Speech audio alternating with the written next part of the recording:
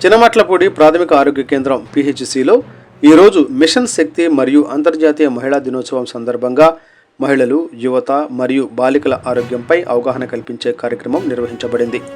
ఈ కార్యక్రమంలో పీసీపీఎన్డీటీ చట్టం, కౌమార దశలో లైంగిక మరియు ప్రజనన ఆరోగ్యం మరియు టీనేజ్ ప్రెగ్నెన్సీ నివారణ గురించి విస్తృతంగా అవగాహన కల్పించారు.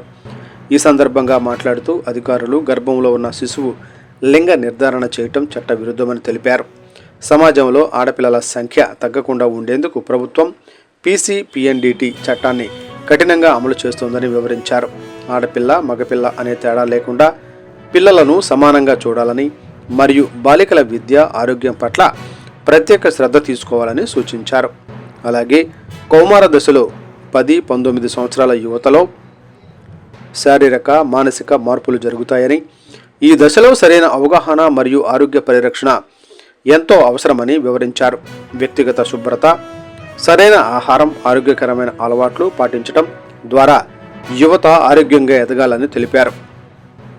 ఈ కార్యక్రమంలో టీనేజ్ ప్రెగ్నెన్సీ వల్ల తల్లి మరియు శిశువుకు కలిగే ఆరోగ్య సమస్యల గురించి కూడా వివరించారు.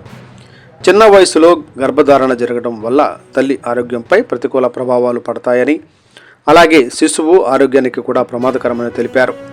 అందువల్ల చిన్న వయసులో వివాహాలు జరగకుండా చూసుకోవడం, బాలికల విద్యను ప్రోత్సహించడం మరియు సరైన ఆరోగ్య అవగాహన కల్పించడం ఎంతో అవసరమని సూచించారు.